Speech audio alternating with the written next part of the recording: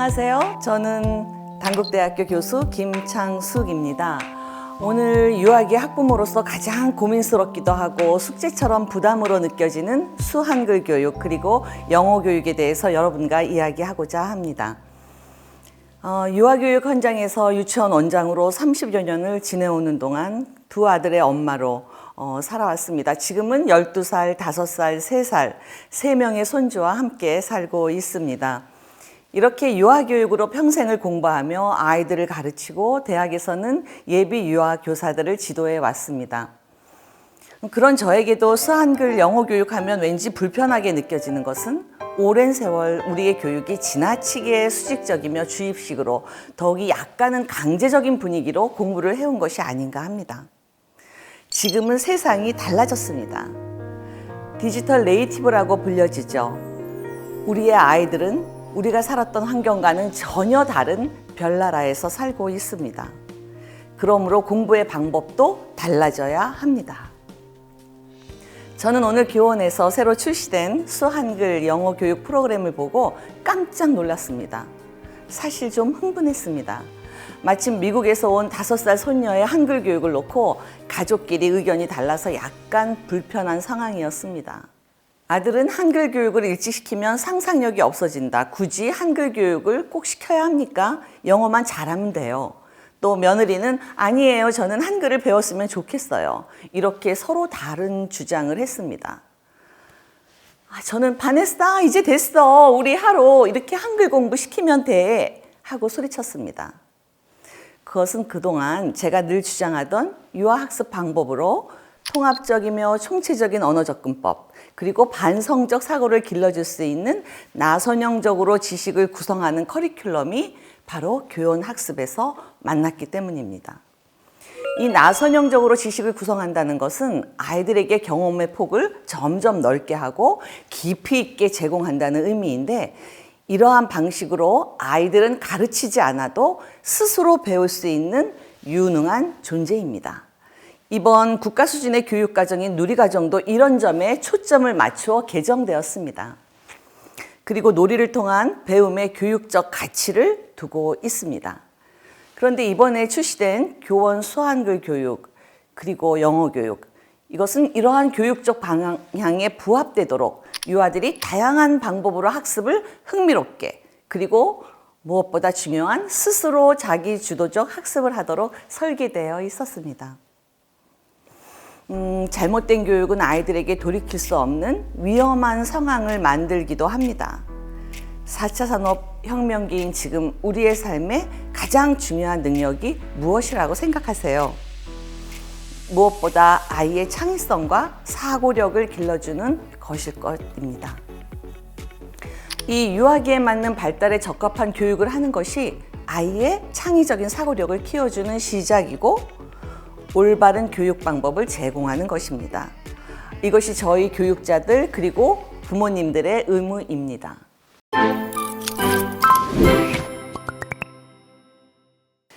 저는 한글 교육을 언제부터 시작하면 좋을까요? 라는 질문을 가끔 받습니다. 사실 굉장히 큰 고민이 되죠. 조금 전 이야기하던 그 5살 손녀는 놀이학교에서 유일하게 한글을 모른다고 합니다. 그래서 미국에서 온 며느리의 고민이 큽니다. 저는 아직은 아니야, 괜찮아. 지금은 자연스럽게 동화책을 보고 생활 속에서, 그리고 TV를 보면서 이렇게 한글을 시각적으로 만나는 것으로 충분해. 이렇게 이야기합니다. 하지만 불안한 것은 마찬가지입니다. 언어에는 쓰기만 있는 것이 아닙니다. 사실 언어의 발달은 위계가 존재합니다. 즉, 듣기가 먼저 발달하고 그 다음에 말하기가 발달합니다. 그리고 읽기가 발달하고 그 다음에 쓰기가 발달하게 되죠. 예를 들면 아이가 태어나서 엄마라는 말을 하기 위해서는 2000번 정도 듣고 난 후 가능하다고 합니다. 그 다음 엄마라는 단어의 뜻을 알게 됩니다. 그 단어의 모양을 알게 되고 반복적으로 경험하면서 엄마라는 모양의 글자를 읽고 쓸 수 있게 됩니다. 이렇게 언어의 발달을 알면 우리가 한글을 언제, 어떻게 시작해야 하는지 자연스럽게 알 수 있습니다. 유아들에게 한글을 지도하기에 앞서 유아와 눈높이를 맞추어 대화를 자주 주고받으며 자신의 생각을 말하고 다른 사람의 생각을 들음으로써 언어의 폭을 조금씩 넓혀가는 것이 우선일 것입니다. 그래서 집에서 생활하며 음식을 먹을 때나 아이와 놀이를 할 때, 여행을 갔을 때 주고받는 대화가 쌓여서 언어로 만들어지고 자리 잡게 되는 것입니다.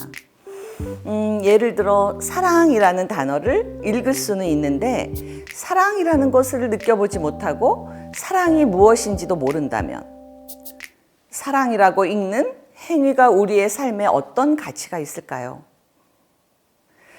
네, 그렇다면 유아들은 어떻게 언어를 습득할까요? 유아들은 일상생활을 하면서 발견한 단어를 궁금해하기도 하고 집에서 먹는 우유나 과자를 눈여겨보면서 친숙하게 언어를 보고 읽으며 접하는 방법이 유아에게는 가장 쉽고 빠르게 한글과 친해질 수 있을 것입니다. 그렇게 하다 보면 새로운 언어에 관심을 보이고 질문도 하게 되고 또 아는 단어를 발견하고 기뻐하기도 하는 모습을 봅니다. 아이는 만족감이 생겨서 한글에 대한 흥미를 갖고 자연스럽게 한글을 익히는 효과를 얻을 것입니다. 따라서 읽기 교육의 시작은 유아의 생활, 그리고 경험과 관련된 친숙한 것으로부터 시작하는 것이 좋습니다. 또한 부모와 함께 동화책을 볼 때에는 내용을 읽기 전에 손가락으로 책 제목의 이름을 짚어가며 읽어준 후 동화책을 보게 하면서 글씨가 자연스럽게 눈에 익히게 도와주기도 합니다. 어린 나이에는 동화책을 볼 때 그림을 볼 시간을 넉넉히 주고 스스로 상상해보고 생각해볼 시간적 여유를 주어야 합니다. 그리고 좋아하는 동화책을 반복적으로 읽어주면 좋습니다. 이렇게 반복적으로 동화를 듣는 경험을 하면 아이들은 글자를 모르지만 책 내용을 외워서 소리와 글자를 1:1 대응시켜 보다가 글자를 익히기도 합니다. 그렇지 않고 너무 이른 나이에 한글 교육을 하고 동화책을 스스로 읽게 이렇게 하신다면은 글자에만 집중하게 되어 글 속의 의미나 아름다운 그림을 통해 상상력을 키워내지 못하는 경우도 생길 것입니다. 가장 중요한 건 아이의 흥미와 발달의 속도를 맞춰주는 것이 필요합니다. 여러분들이 제일 처음 아이에게 사준 한글 교구 무엇이었을까요? 아마도 많은 분들이 한글과 숫자로 된 자석이라든가 우문이 적힌 포스터, 사물카드 이런 것을 구입해 보신 경험이 있으실 겁니다. 왜 그것을 구입하셨죠? 아마 사물 이미지와 소리의 결합, 글자의 생김새를 알려주고 싶으셨을 겁니다. 잘하셨어요. 맞습니다. 그렇게 일상생활 속에서 놀이하며 눈에 익히고 사물과 소리를 결합해 보는 거죠. 어떠한 의무감이나 부담감 없이요. 그러다 보면 독서나 그 밖의 인지활동에서 한글에 대한 개념이 조금씩 쌓여갑니다. 어느 날 어라? 자석 블록이 한글이었어? 하고 아이가 깨달음을 얻고 엄마에게 달려와 자석 블록 하나를 보여주며 말하죠. 엄마 이거 기억이지? 우와 내 새끼 천재네 천재. 드디어 빛을 보는구나. 하면서 기뻐하시던 순간이 있으셨어요? 네, 모든 아이들은 천재입니다. 발견해가는 새로운 세상은 놀이에서 자연스럽게 이루어집니다. 요즘 우리나라 유아교육 과정이 추구하는 것이 놀이 속에서 얻는 배움, 즉 경험주의 교육의 바탕이 되었다고 봅니다.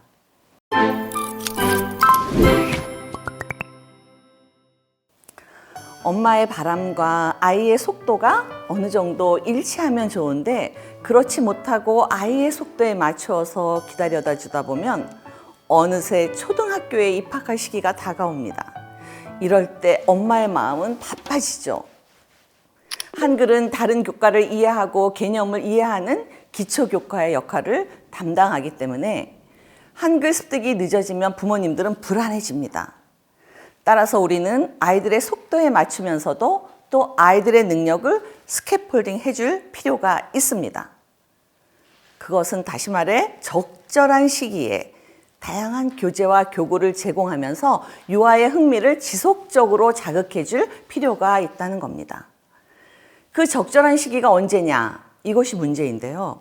아이의 흥미나 발달에 다소 차이는 있으나 그래도 유아기에 한글 교육을 시작을 한다면 만 4세 시기가 좋을 것입니다. 조금 빠른 친구들은 만 3세에도 시작하셔도 됩니다. 손에 어느 정도 힘이 생겨서 쓰기 도구를 자유롭게 사용하고 유아 스스로 하고 싶은 것을 표상으로 할 수 있을 때가 좋을 것 같습니다.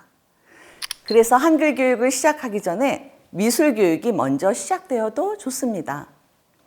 놀이처럼 된 교구들도 이해를 하고 10분 활용하기에 좋은 교구가 될 것입니다. 언어 교육에서 가장 강조하는 흥미와 노출, 이것이 수한글에서도 마찬가지입니다. 흥미, 너무나 당연한 건데 모국어에서는 이 부분을 많이 관가하게 됩니다. 그래서 아이들은 한글 쓰기 재미없어. 네, 재미없죠. 저희 때 맨날 바둑판 공책에 따라쓰기를 하고 조금 더 나아가 스티커 붙이는 정도였습니다. 요즘 아이들은 장난감 말고도 너무나 자극적이고 재미있는 것들이 많습니다. 수한글이 이런 것에 대한 아이의 욕구를 뛰어넘어야 합니다. 재미있어야 해요. 놀이처럼, 마치 유튜브를 보는 것처럼 재미있어야 하죠. 그렇다면 이 한글을 언제, 어떻게, 무엇으로 가르쳐야 할 것인지에 대해 생각해 보아야 합니다. 저는 가능한 매일 같은 시간에 시작하고 정해진 시간 내에 마무리하고 함께 정리할 수 있으면 좋겠습니다. 놀이하듯이 어렵지 않고 재미있게 반복하면서 서서히 수준을 높여가는 것이 좋습니다. 일상생활 속 친숙한 낱말을 통문자로 접하며 사물과 낱말의 관계를 인지하고 낱말을 이루는 글자의 짜임을 이해하면서 자모 교육으로 들어가면 좋겠습니다. 한글 자모 교육과 발음 교육은 대체로 병행하며 이루어지는 경우가 많습니다.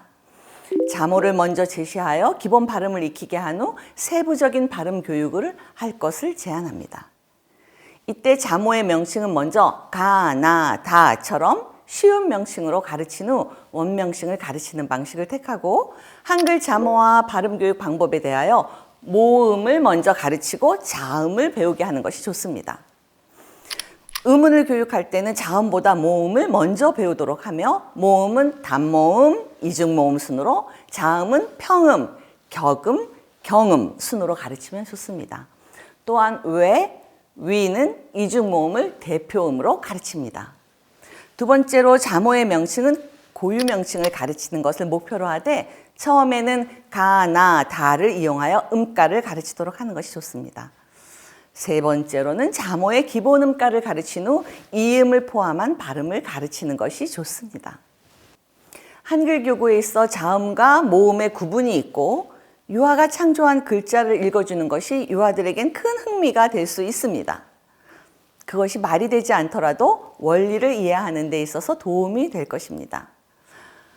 또롱이와 탱고보드, 이것은 아이로 하여금 마치 기계와 상호작용을 하고 있다고 착각할 만큼 적절한 반응을 보여줍니다.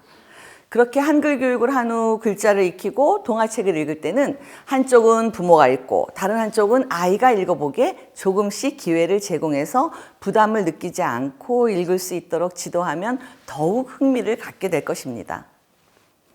이렇게 흥미를 갖게 되면 자연스럽게 아이들은 자신의 생각을 다양한 방식으로 표현하고 싶어 합니다. 그때 이 자연스럽게 유아가 관심 있어 하는 글자를 위주로 글자를 익히도록 하면 됩니다.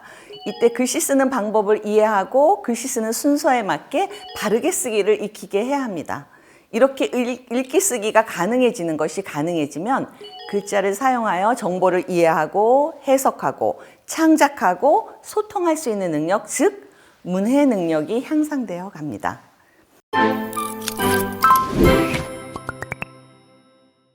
문해 능력은 다른 교과의 기초가 되는 능력으로서 문제 해결력과 연결됩니다. 특히 요즘 수학 문제를 보면 단순 연산뿐 아니라 공간, 위치, 규칙성, 분류, 통계 등 다양한 수학적 개념과 물체의 특성과 변화를 여러 가지 방법으로 탐색하고 탐구하는 과정을 즐기는 것을 중요하게 생각합니다. 특히 생활 속에서 탐구하는 것을 유아기 학습의 중요한 내용으로 설정하고 있습니다. 따라서 수교육에 있어서도 생활 속에서 아이들이 수에 관심을 보이는 것부터 시작하면 좋습니다. 아이들은 자신의 경험과 관련 있는 것에 가장 큰 관심을 보이고 이러한 관심은 흥미와 연관되며 흥미는 학습의 가장 중요한 동기로 작용합니다. 예를 들어 엘리베이터의 숫자를 보면서 아이들은 수를 자연스럽게 익히는데 스스로 버튼을 눌러보면서 만족감을 느낄 수가 있습니다. 우리는 어린이들이 어떻게 배워가는지, 어떻게 지식과 견해가 형성되는지, 어떻게 기술과 능력이 자리를 잡는지, 얼마나 많은 책략들이 사고와 언어에 도움을 주는지 등에 대해서도 알아야 합니다. 공간, 소리, 차원, 측정, 그리고 수에 대해서 지각하고 배우는 것은 어린이들이 태어나는 순간부터 경험하는 삶과 관계의 일부입니다. 어린이들은 놀이와 게임을 통해 수학적 사고에 접근합니다. 또한 사물을 묘사하고 관계를 지어 비교하는데 사용되는 이 언어들을 경험하면서 수학적 사고를 경험할 수 있습니다. 예를 들어서 숨바꼭질은 공간과 위치를 경험하는데 아주 좋은 놀이입니다. 수학에 있어서 신체는 측정에 필요한 요소를 제공해 줍니다. 손가락 한 뼘, 팔뚝, 걸음걸이 등은 어린이들의 수와 수학적인 언어들의 세계로 접근하는데 유용한 통로가 됩니다. 아이들은 이러한 경험을 통해 수학적 사고에 접근하게 됩니다. 아이들은 교재만 갖고 주입식으로 학습하는 것에 지루해하고 힘들어합니다.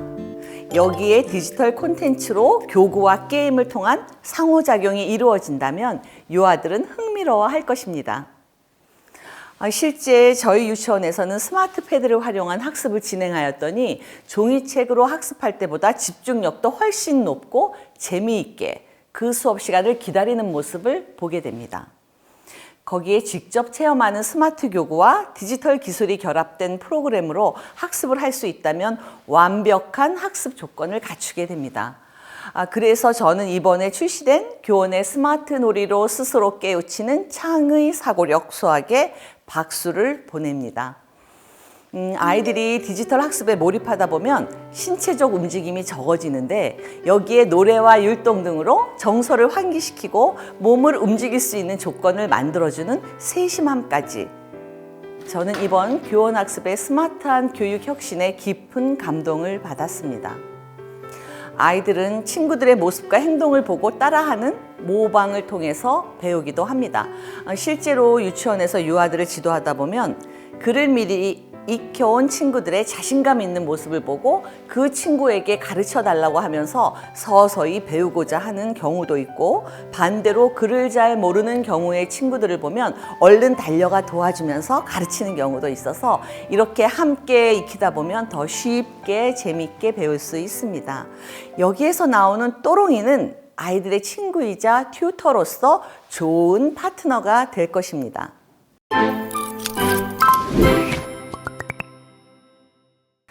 수한글 교육 못지않게 어머니들의 최대 관심 중 하나가 영어 교육입니다. 지금은 만 2세부터 모든 어린이집 혹은 유치원에서 방과후 수업이나 특성화 수업으로도 영어 교육을 하는 곳이 많습니다. 더욱이 미디어와 다양한 채널을 통해서 유아들은 영어 환경에 이미 친숙해져 있습니다. 요즘 유아들은 영어 교육의 시작을 태어나서부터 한다 해도 과언이 아닙니다. 일상생활 용어에서부터 시작하여 영어 노래, 영어 방송, 애니메이션 이렇게 듣기 교육으로 생활 속에서 잠재적 기억 속에 많은 정보들이 들어와 있습니다. 영어 교육의 본격적인 시작은 모국어가 어느 정도 습득된 만 3세가 적당하다고 봅니다. 이때는 쓰기보다는 노래나 춤, 게임 등 신체적인 활동을 포함한 재미있는 놀이 방식의 교육을 추천합니다. 언어학자 촘스키는 언어 습득 기제라는 개념을 사용하면서 언어를 습득할 수 있는 가장 좋은 시기는 유아기라고 했습니다. 저희 유치원에서도 31년 동안 영어 교육을 하여 왔습니다. 저희 유치원을 보내는 중요한 요인 중 하나가 영어 교육이 좋다는 말씀들을 하십니다. 저는 그런 별로 기분이 안 좋습니다. 유아기 교육의 핵심은 사회성을 바탕으로 인성과 창의성, 사고력을 높여 민주시민의 역량을 키워주는 것입니다. 그래서 더불어 사는 삶 속에 공동의 가치를 만들어가는 법을 배워가는 곳이 바로 유치원입니다. 그럼에도 불구하고 저희 유치원 졸업생들이 영어 유치원을 졸업한 유아들보다 초등학교에서 때로는 우수하다는 평을 받는 것은 영어 교육을 재미있게 경험하며 유아들이 자신감을 갖고 영어로 표현할 수 있는 기회를 많이 주었던 것이 도움이 되었다고 생각합니다. 이번 도요새 영어 학습은 이렇게 유아들에게 재미있고 스마트하게 놀이하며 영어와 친숙해지고 실력을 키워가도록 꼼꼼히 설계되어 있었습니다. 제가 좀 비판적으로 들여다보고 트집을 잡고 싶었는데 시간 낭비였습니다. 오히려 처음 이야기한 저의 미국 손주 5살 하로와 3살 카이에게도 이제 이 도요새로 영어를 시작하려고 합니다.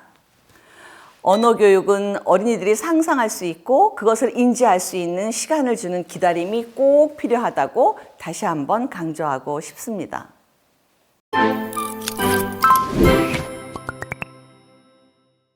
끝으로 저는 유아교육에서 가장 중요한 것을 꼽는다면 부모와 교사의 역할이라고 생각합니다.